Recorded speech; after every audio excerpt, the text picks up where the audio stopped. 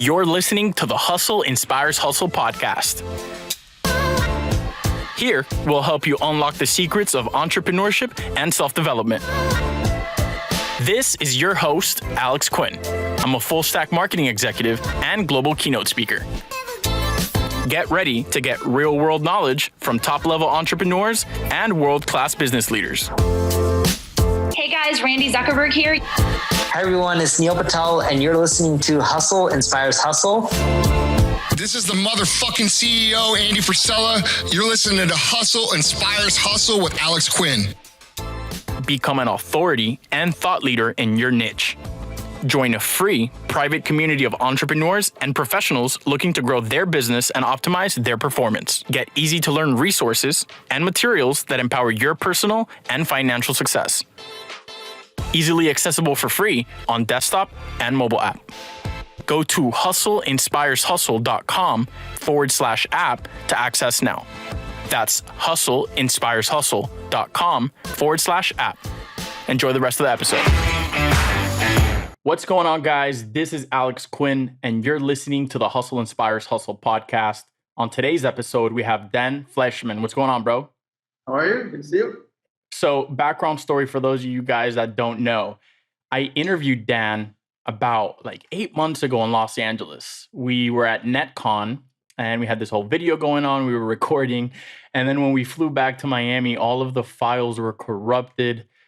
None of the audio worked. I was pretty upset because I was looking forward to Dan's interview, but I am grateful that we got to reconnect now. So thank you so much to Michelle for reaching out to Dan's team and making sure that we could properly set this up.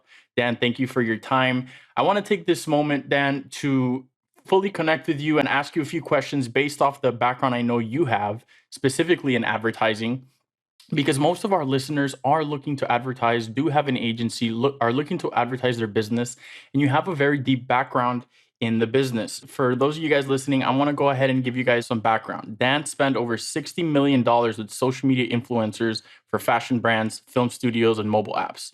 He has clients like Steve Aoki and the Kardashians. So Dan, why don't you talk to me about the importance of maintaining good relationships in the industry, relationships that last a long time, so you could continue to grow your network?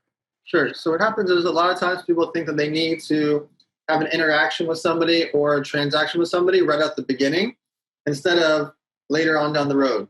Meaning, I'm networking all the time, but I may not do something or a transaction or work with somebody for 1 year, 2 years, or 5 years, or 10 years. Too often people meet somebody and they're like, oh, we should do this together today. Hey, let's meet tomorrow and let's execute. They haven't built a rapport yet. They haven't built a relationship yet. They don't it's not that time. And so I'm not saying everything has to take years before you do an interaction, but not everything has to be immediate, which is what a lot of people do, especially in cities like LA, New York, Miami. Everybody's like, let's do it today. Let's do it today. And they don't realize you got to build a relationship and understand what that person needs, what value you can provide, or what you should do together. And you got to let time to breathe. And so networking for me and building relationships is critical because when people ask me what my main thing is, my true superpower is my phone. Is that anybody you ask me about or any type of industry or business that you need something for, I have something to get them. They're like, hey, I need a trademark attorney. Oh, use this guy. I've used him for 20 years. Oh, I need somebody to do this. Oh, yeah, use this person. That's the best warehouse you can get. Oh, I need a clothing manufacturer. Oh, I got a great company. They'll make the clothes for you. And so the relationships are the true superpower. That's a fact, man. I see that you move a lot in the industry. And not only that, when I first ran into you and ran into the stuff that you were doing was during Dream Masterminds about 1.5 years ago. It was during a December here in Miami. That's when we first met. And look, it's been about over 1.5 years, and now we're doing a podcast. So it wasn't instantly that something popped off, but us maintaining that level of communication and us maintaining that line of connections allowed us to sit down right now. So with that being said, I notice a lot that people want instant gratification in a lot of the things that they're working on right now. So if they see that they can't reap the benefits out of a conversation immediately, or at least within the first few days, they think that they no longer need to talk to that person, or it's no longer worth their time. And in my experience, I've noticed that a lot of the business deals that I've done and a lot of the relationships I've built haven't come to fruition until sometimes many months and years after. But that comes with trust, that comes with track record, that comes with people recommending you, that comes with knowing. And I've noticed a lot, specifically in this industry, that there is a lot of people saying they could do a lot of things, but they don't end up doing them. There's a lot of people making empty promises. So it's difficult to connect with people these days. And one of the reasons that I gravitated towards your network and towards the things that you were doing is that everybody that I talked to seemed to have very great things to say about you. And a lot of the people that were moving in your circles had great things to say about you. I remember when I had my first podcast interview with Andy Frisella, he was my first episode.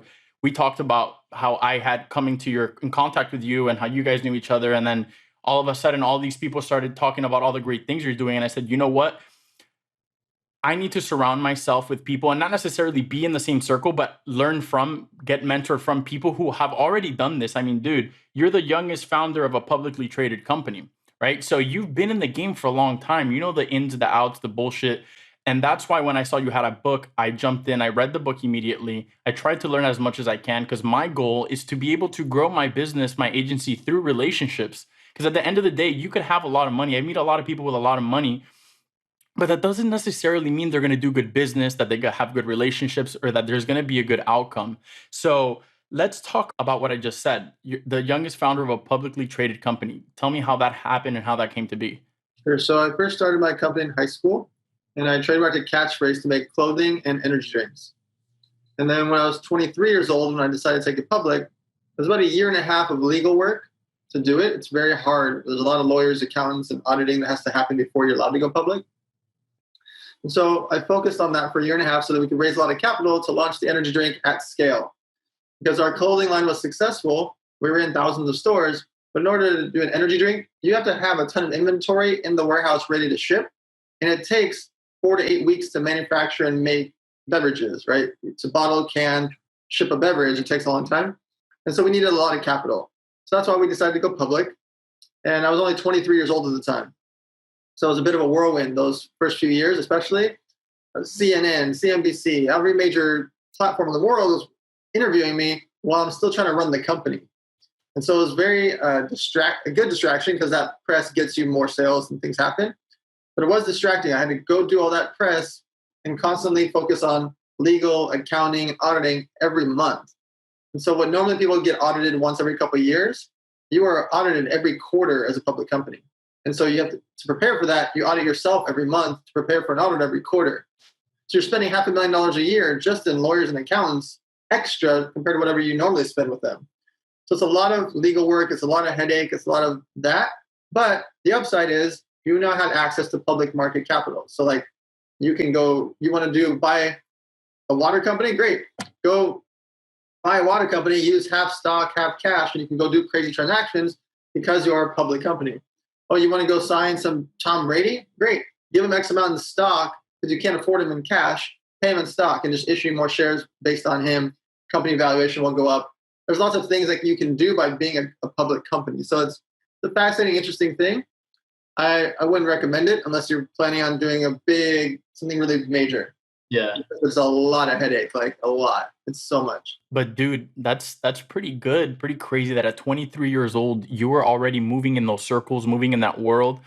I mean, it just goes to show, because I run into a lot of people that find themselves in a place where they feel like they can't grow, or they find themselves in a place where they feel that they don't have the right relationships, or they're just stuck. And here you are at 23 years old, which is not when you started. You probably started way younger than that, making moves.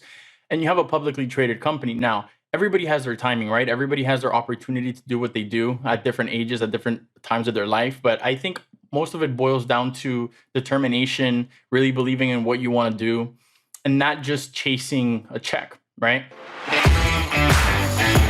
Hey, I just wanted to jump in real quick to tell you about how to train yourself in organization, balancing your priorities, developing successful habits, and most importantly, having a better mindset. I'm giving free access to resources and materials on business management and self-development. Go to hustleinspireshustle.com/app to get access. That's hustleinspireshustle.com/app. Make sure to follow us on Instagram, Facebook, LinkedIn, and Twitter at Hustle Inspires Hustle. Okay, let's get back into the episode. You seem very passionate about the things that you do. Now that you have a big network and you have a successful company, you're also looking to give back to the community, which leads me to Model Citizen Fund charity. Let's talk about that a little bit. So for the last 8 years, we make backpacks for the homeless with 150 emergency supply items inside. About half food and drinks, and half of it is cleaning supplies, a poncho, a watch, games, things to keep them entertained, but also sleeping bag and things like that. So some of it is going to only last them for a month. Some things will last them for years. It's a 0% charity, meaning I cover all overhead, all staff, all events, all marketing, everything for the charity. I pay for everything. So if $1 comes in, $1 goes to a backpack. And that's how it's always going to be for that charity. The reason I did it was I kept donating to a bunch of different charities and not seeing what would happen after the fact. Oh, I raised them $145,000 on a Sunday, big charity poker tournament, and then I give them their money on Monday, and I don't hear from them ever again. Not that they did anything bad or wrong with the money. I just want to see, what did it do? How did it impact people? Did it just go to the overhead, or did somebody actually receive something? So I wanted to keep my charity very simple. I can't cure cancer. I can't cure AIDS. There's people that are working on those things with billions and trillions of dollars that let them focus on that. I want to do something very simple. If I give somebody 14 pounds of supplies, they've got stuff. Is it going to change their life forever? No. But it's my practice for when I do get bigger that I can then deploy real capital to help people with food, water, and shelter. That's really what people need. They need to have a roof over their head, food, and water.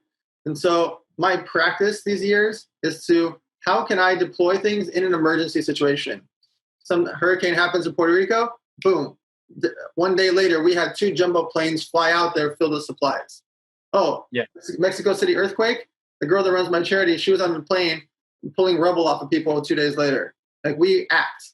And so for me, that's all practice for when we have the money to be able to do this at massive scale, so that we're not just sending two planes out there. I can send 100. We're not just sending some people out somewhere. I can send a boatload of supplies. And so I'm practicing right now until I have the capabilities to do this at massive scale. Absolutely. That's great, man. That's really admirable. I've been seeing it for a while. I've never had the chance to fully interact with one of the activities, but I've been watching it through a lot of the homies, and it's really cool to see, how, you have a lot of shit going on, bro. You're working on a lot of projects, you're working with a lot of people. You're constantly doing all these things. You're constantly on the road. When it's not coronavirus time, you're constantly on the road. You're always doing events. So the fact that you take the time to do that, and not only just do that, but take money out of your pocket to help other people, just goes to show that true leadership in that perspective is possible. That you could help other people, that you just don't. You don't have to just look out for yourself all the time. Yes, you have to make sure that you're not giving from an empty cup. You have to take care of yourself and your family and those around you. But once you find yourself in a place of maybe abundance, or maybe not abundance, but you have the connections or the opportunities, you were just mentioning it, you are able to connect anyone with anyone. You know somebody for everything. Maybe necessarily in certain cases, you don't have to go out there and put a ton of money down, but maybe just making that connection allowed for something beautiful to happen. And that's what I really like about social media and how it's interconnected everybody, because people from across the globe could help each other and provide each other support at the flip of a switch, just at the posting of something. I've seen you do so many great things, like with the $100 million mastermind. I know you guys did a ton of raising when it came to that, and I was really impressed with what you guys put together. You see all these masterminds going on around the world and around the United States, which some are great, some are not, but you guys truly go above and beyond, not only to raise money for charity, but you guys go above and beyond to help a lot of young entrepreneurs who seem to be lost, or who seem to be maybe sometimes getting taken advantage by other people who don't have their best interest at heart. So it's really cool to see that, man. For those entrepreneurs that are in that situation that I'm speaking about, what kind of advice would you give to them, these young guys that are trying to find their way into a certain social circle or into a certain business circle? What is one great way or a set of ways to properly reach out to somebody, provide value, not waste their time, and really get somebody's attention at the level that you and your friends may be at? Sure. So the first part is consuming their content, understanding who they are and what they're doing. You don't have to like everything that they're doing, but you want to like the main concept, right? And so if you want to be in the supplement space, you go follow Andy Frisella and those type of characters. You want to be in the self-help motivation space, go look at Ed Milet, Joel Marion, people that are inspiring religious family men, right? Consuming the content of the people that you look up to, and especially in the industry.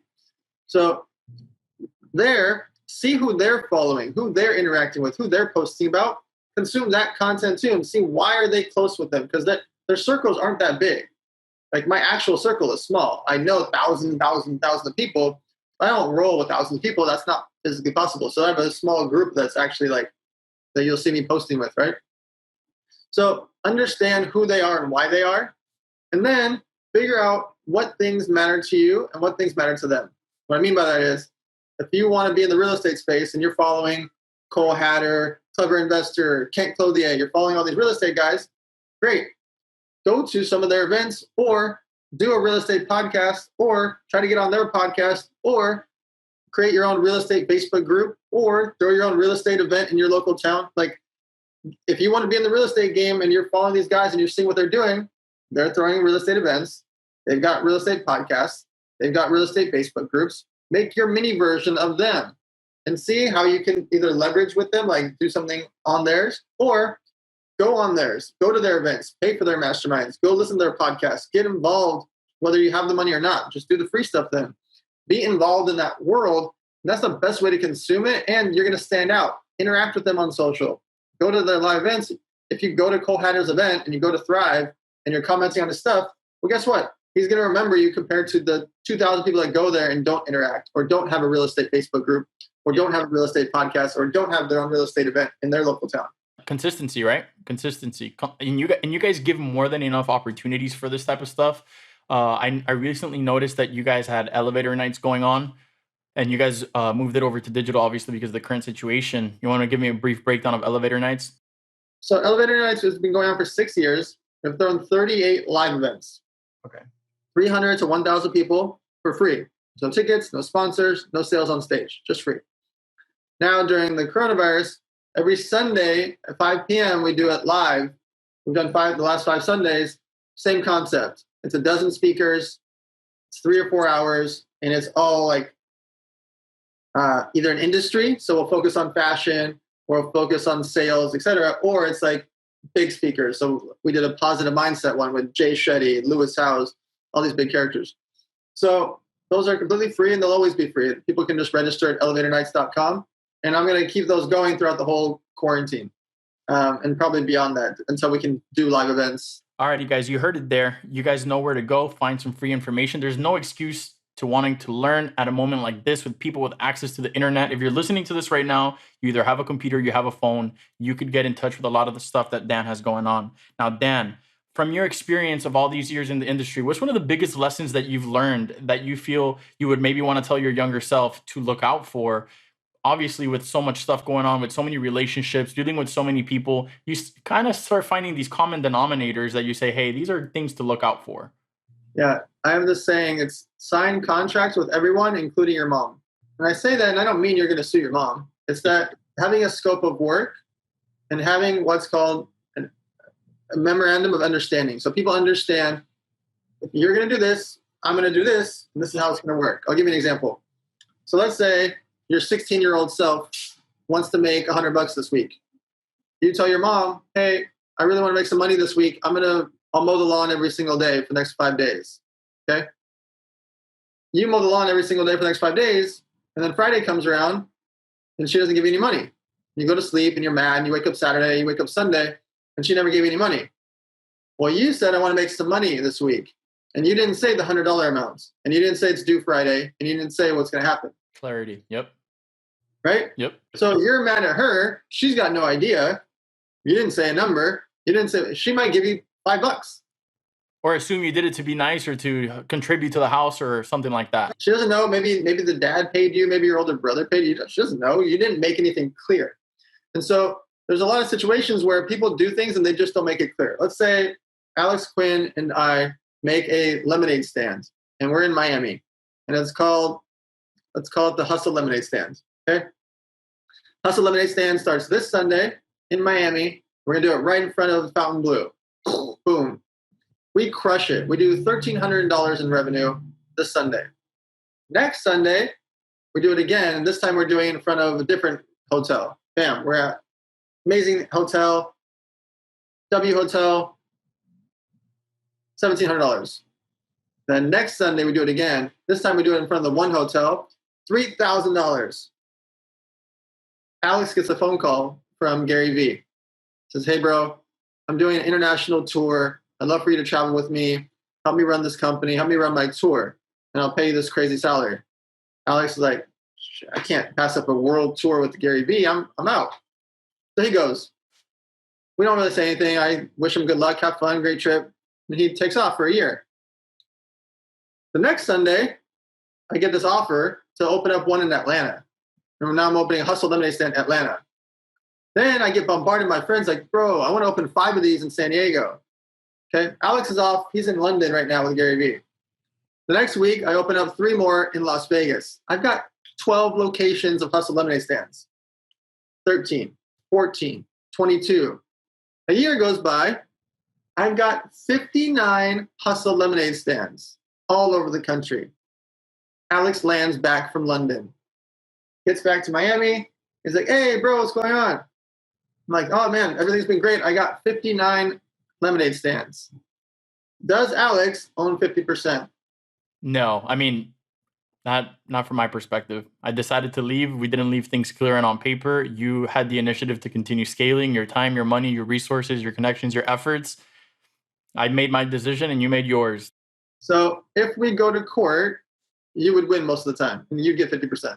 I could fight both sides. Yeah. Listen, I did everything. Just like you just said, I put up the money, time, energy, relationships. I was here the whole time. I didn't even talk to Alex all year long, but I could argue the other side.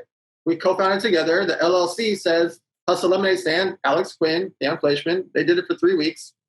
That's it. Yeah. Either side could win. Depends on who's got a better attorney at that point. All of that could be cleared up from the beginning. All of it. And so most relationships break up, whether it's boyfriends and girlfriends, employers, clients, etc., over communication. Yeah. Because they either don't communicate or they miscommunicate. But not communicating is the worst. Yeah. Because if you say, hey, I'm going to do this and you're going to do this, then there's clarity. If neither of you say anything. Yeah, it's like a lot of the times it's like sweeping things under the rug because we're almost like too afraid to confront certain things. But what we fail to realize is that eventually you're going to see the lump under that rug and you're not going to be able to ignore it anymore. Sooner or later, you're going to have to address the issue anyways. And it's going to be bigger than it would have been if you just addressed it in the beginning. I think that's a very, very valuable lesson, Dan. Now, Dan, to close off, I spent a lot of time reading and my listeners love to get good book recommendations. Do you have any good book recommendations about business or relationships or negotiations that we could potentially hear from? Yeah, Never Eat Alone. Okay. And the main book is the most cliche one is Think and Grow Rich. Okay, yeah. It's just a book that over the test of time, people go back to and read it multiple times because it's just all encompassing. And the last one I would say is Art of War. Again, it's a very famous book, but it's because when you consume it, you start to look at discussions and strategies and phone calls and meetings in a different light. Art of War explains why this person did this and how you can react.